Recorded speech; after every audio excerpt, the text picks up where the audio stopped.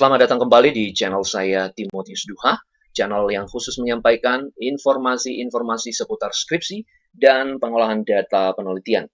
Pada kesempatan ini, saya akan menyampaikan materi mengenai analisis regresi linear berganda part 1, baik yang memakai software SPSS maupun secara manual memakai rumus. Perlu saya memberitahukan bahwa analisis regresi linear berganda ini akan dibuat secara series atau video rangkaian, sehingga video bagian yang pertama ini akan berkaitan dengan part-part berikutnya, di mana pembahasan analisis regresi linear berganda ini terdiri dari 4 rangkaian. Untuk itu, kepada kita semua, saya menghimbau agar pemahaman kita mengenai regresi linear berganda itu lebih luas atau lebih bagus, maka silakan tonton keempat rangkaian series membahas mengenai regresi linear berganda itu. Untuk itu, kepada kita semua yang berkesempatan menyaksikan video ini, saya mengucapkan selamat menyaksikan. Ya, analisis regresi linear berganda adalah suatu metode statistika yang digunakan untuk membentuk model untuk menjelaskan keterkaitan antara variabel bebas dengan variabel terikat. Baik, karena ini adalah regresi linear berganda. Makna ganda di sini adalah bukan karena pengujiannya 2 kali tidak, tetapi arah linearitas atau arah pengujian dari regresi itu sendiri antara X dan Y itu bercabang 2. Cabang 2-nya maksudnya apa? Ada linear secara parsial dan ada linear secara simultan. Jadi pada contoh kesempatan ini, saya akan menyampaikan materi yang isinya variabel bebasnya ada 2 dan variabel terikatnya ada 1. Maka model regresi linear bergandanya adalah Y sama dengan A tambah BX1 tambah BX2. Tetapi kalau misalkan variabel bebasnya ada 3, maka ditambahkan saja Y sama dengan A tambah BX1 tambah BX2 tambah BX3. Begitu seterusnya jika variabel bebasnya ada 4, 5, dan seterusnya. Nah, baiklah, data-data di ketiga kelompok data ini kita kopikan saja semuanya dan kita masukkan ke dalam SPSS.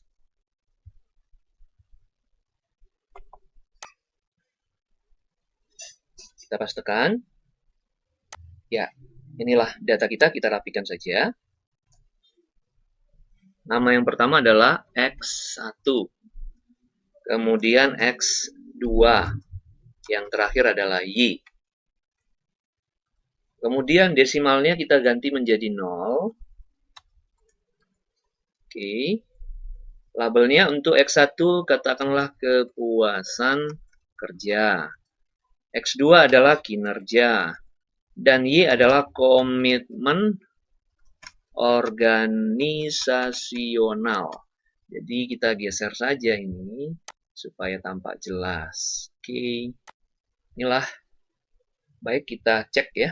Oke. Nah, ini sudah. Nama kolom sudah ada ya yang di sini. Dan setiap data itu sudah tidak ada angka di belakang komanya. Baik, kita olahkan saja datanya. Masuk menuju Analyze. Kemudian Regression. Lalu Linear. Lalu, oke. Kepuasan kerja sebagai variabel X1 dan kinerja sebagai variabel X2, kita pindahkan keduanya ke dalam kotak independen. Dan komitmen organisasional sebagai variabel Y kita pindahkan ke kotak dependent. Oke, langsung saja kita klik OK.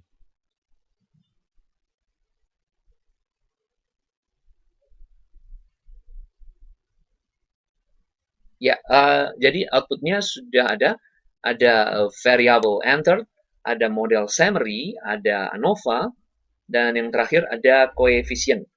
Jadi karena ini masih part yang pertama, maka kita jelaskannya juga satu persatu. Jadi kalau kita lihat hasilnya di mana nilai A atau konstannya atau interceptnya itu sebesar 1,996. Kemudian untuk beta 1 sebesar 0,685 dan untuk beta 2 sebesar 0,717. Ini artinya apa? uh, nilai intercept atau konstan sebesar 1,996 itu dikalikannya 10. Jadi menjadi 19,96. Tetapi ada juga versi yang mengatakan tidak perlu dikalikan 10, cukup 1,996. Jadi saya memakai versi yang kali 10. Jadi kalau dikali 10 artinya 19,96. Artinya apa ya? Artinya pada saat variabel X1 kepuasan kerja dan variabel X2 kinerja belum memberikan kontribusinya ke dalam model regres, maka kemampuan dari variabel komitmen organisasional sebagai variabel terikat sebesar 19,96%. Oke, itu artinya. Yang kemudian adalah ini ada beta 1 sebesar ya yang di sini 0,685. Artinya variabel kepuasan kerja sebagai variabel X1 mampu memberikan kontribusinya bagi komitmen organisasional sebesar 68,5%. Jadi beda A dan B itu, kalau B itu dikalikan 100. Jadi ini 0,685 dikalikan 100, hasilnya adalah 68,5%. Jadi kepuasan kerja ini cukup berkontribusi baik ya, sebesar 68,5%. Nah, kemudian nilai dari beta 2 adalah di sini tertulis 0,717. Artinya bahwa kinerja sebagai variabel X2 mampu memberikan kontribusinya bagi komitmen organisasional sebesar 71,7%. Artinya kemampuan dari variabel bebas dalam mempengaruhi variabel terikat itu cukup berkontribusi baik. Artinya peranan kepuasan kerja dan kinerja yang kedua-duanya sebagai variabel bebas itu cukup baik. Kenapa cukup baik? Karena sebelum kepuasan kerja dan kinerja itu menunjukkan kontribusinya, maka nilai dari komitmen organisasional itu hanya sebesar 19,96%. Tetapi begitu ada kepuasan kerja, maka komitmen organisasional itu terpengaruh oleh kepuasan kerja sebesar 0,685 dan terpengaruh oleh kinerja sebesar 0,717. Artinya kehadiran dari kedua variabel bebas ini sangat baik untuk komitmen organisasional dan sangat baik untuk model regresi. Jadi kuncinya adalah nilai konstan harus lebih rendah daripada nilai beta 1 dan beta 2. Apabila nilai konstan lebih besar dari nilai beta 1 dan beta 2, artinya kehadiran variabel bebas itu hanya sebagai hore-hore atau hanya sebagai pelengkap saja, karena kontribusinya lebih rendah besarnya dibanding sebelum mereka ada atau sebelum variabel bebas itu ada. Jadi itu penjelasannya.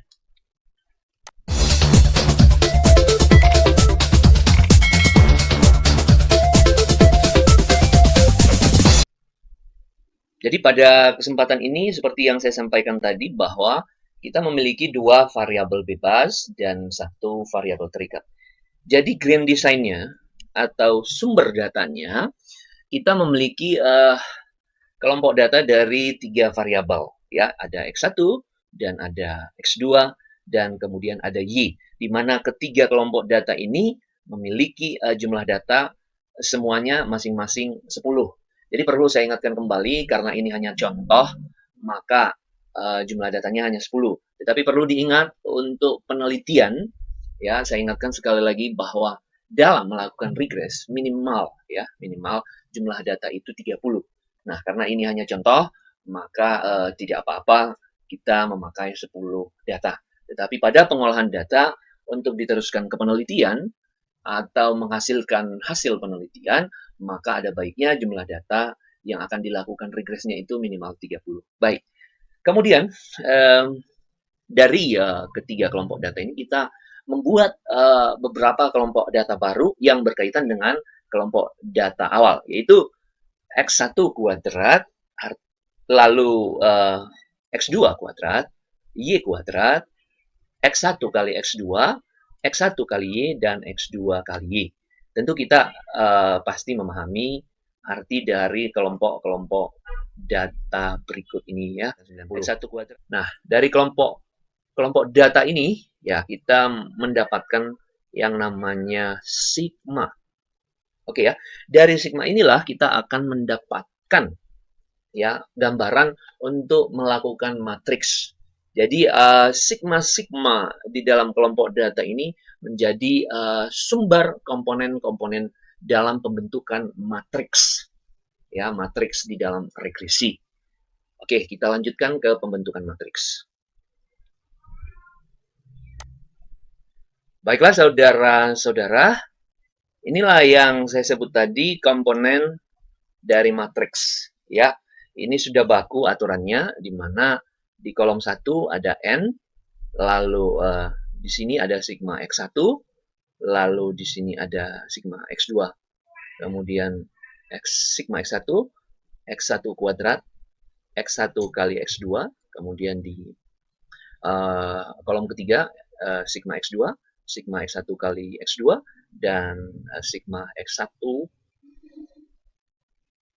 dan sigma X2 kuadrat. Nah,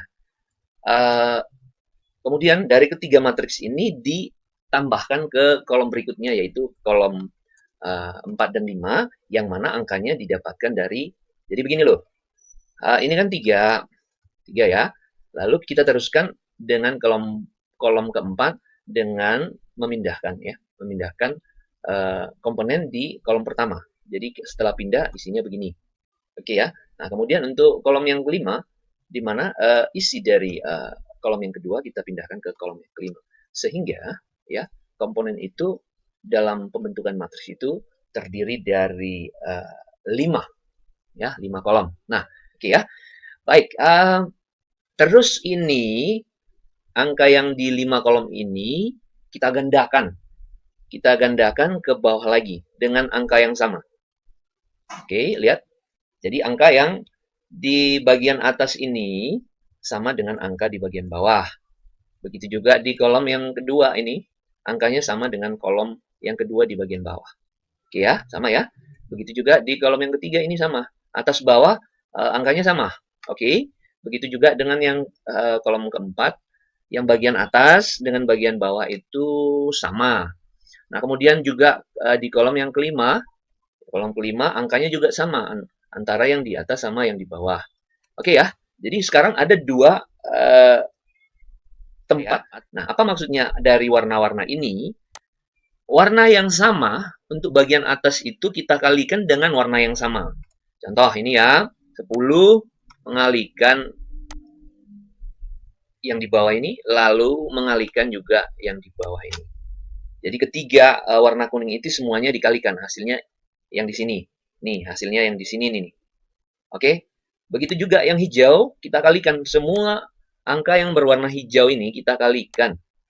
Oke ya, kita kalikan sehingga hasilnya ada di sini. Oke ya.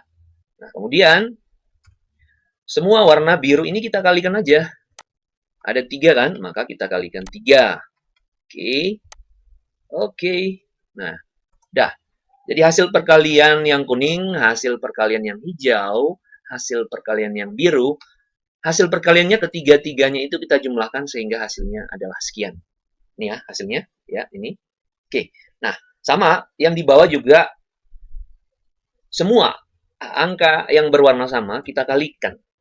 Nah, ini sekarang ini beda loh. Yang di atas itu dari atas ke bawah. Kalau yang ini mengalihkan dari bawah ke atas.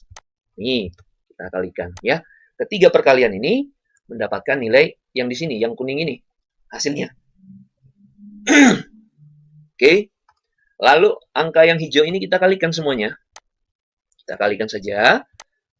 Ya, ketiganya kita kalikan. Oke, hasilnya adalah yang ini di sini, yang warna hijau yang ini. Oke, kemudian yang biru lagi dari bawah ke atas kita kalikan saja semua yang biru di bawah ini.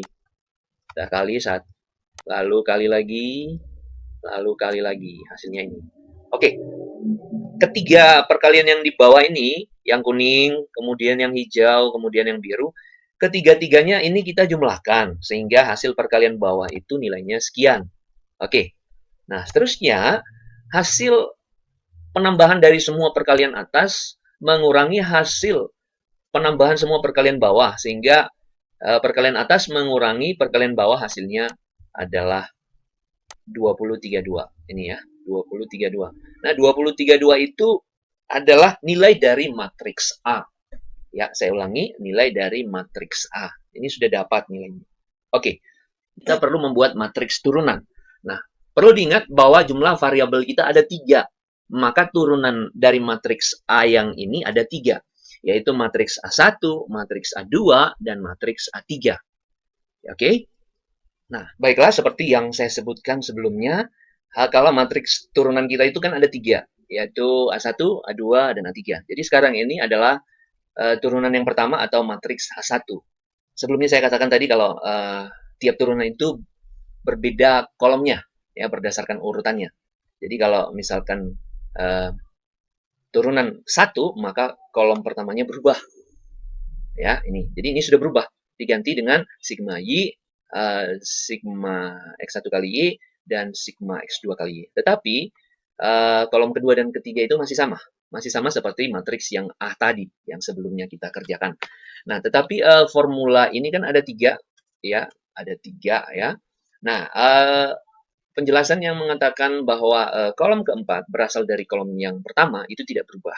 Kemudian penjelasan bahwa kolom yang kelima berasal dari kolom yang kedua itu juga tidak berubah. Baik, kita isikan komponen matriks ini berdasarkan data yang kita peroleh. Baik, kita lakukan perkalian untuk yang kuning dulu ya. Ketiganya kita kali ya. Oke. Yep, hasilnya adalah sekian. Oke, kemudian yang hijau kita kalikan lagi. Ketiganya juga begitu ya. Oke, hasilnya sudah dapat. Dan kemudian yang hijau, yang biru, mohon maaf, kita kalikan ketiganya. Oke, kita kalikan. Oke, dapat hasilnya. Jadi hasil perkalian yang di kuning, hasil perkalian yang di hijau, hasil perkalian yang biru, kita jumlahkan ketiganya sehingga hasilnya adalah ini. Oke ya, jadi jumlah perkalian atas ini nilainya sekian. Oke, kita lanjutkan untuk yang di bawah. Ini semua yang berwarna kuning kita kalikan. Oke, baik. Kemudian semua yang berwarna hijau juga kita kalikan. Oke. Dan semua yang berwarna biru kita kalikan. Oke.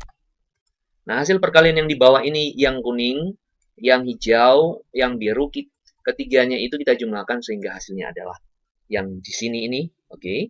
Jadi kemudian di sini ada tanda pengurangan. Maka hasil perkalian atas yang di sini mengurangi hasil perkalian yang di bawah.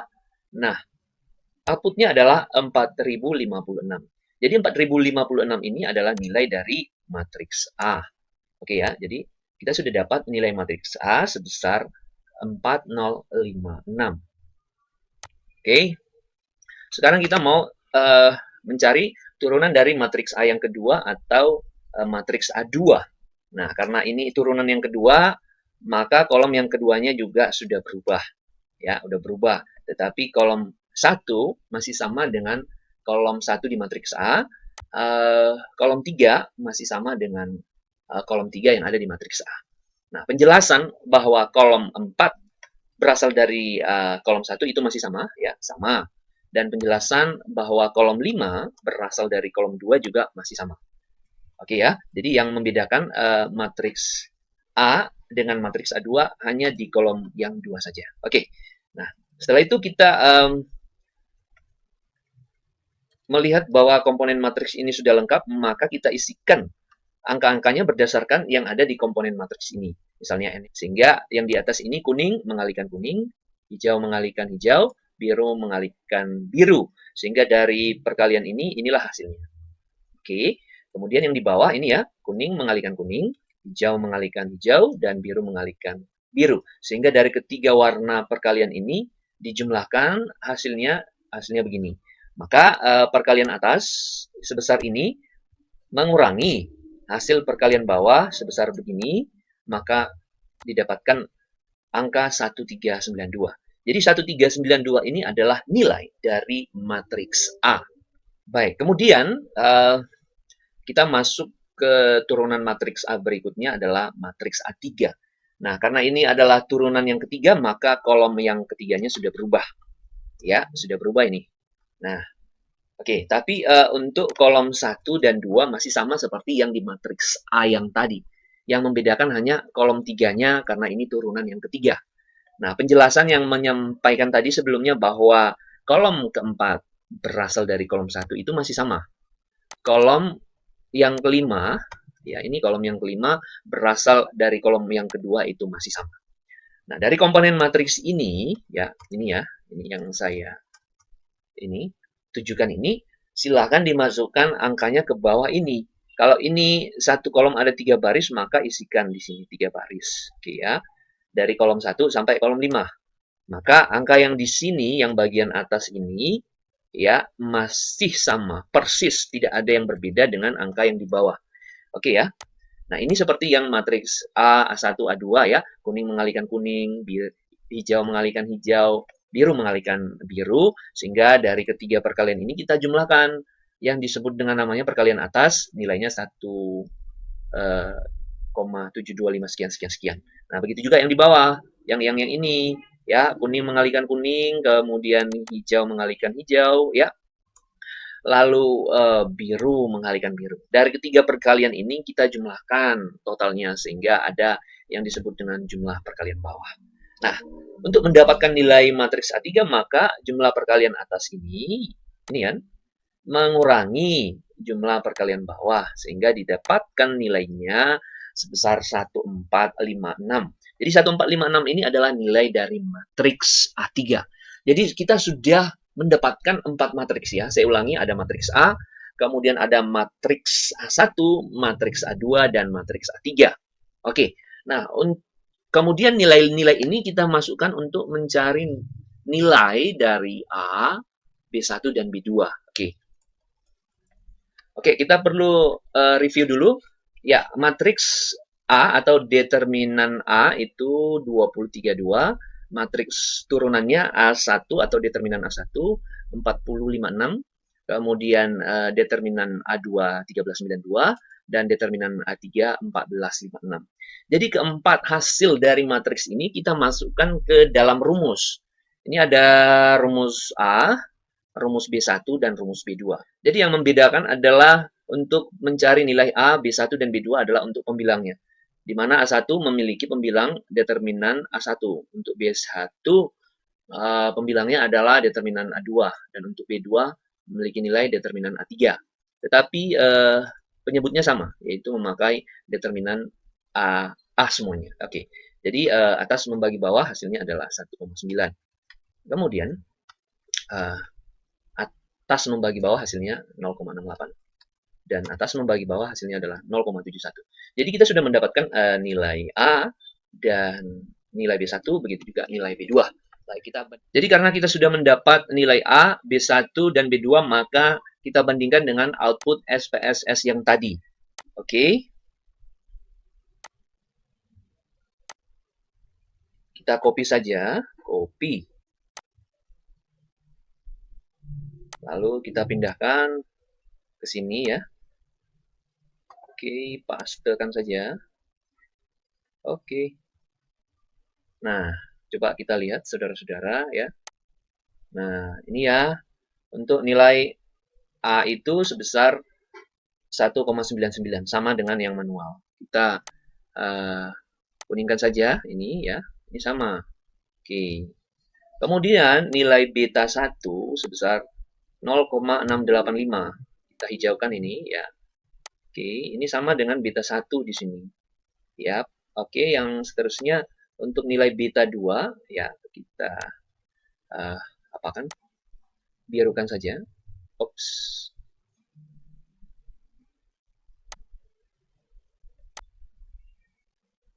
Kita birukan ini sama dengan yang di sini. Oke ya, bisa dilihat saudara-saudara, tidak ada perbedaan hasil pengerjaan SPSS dan pengerjaan manual, ya.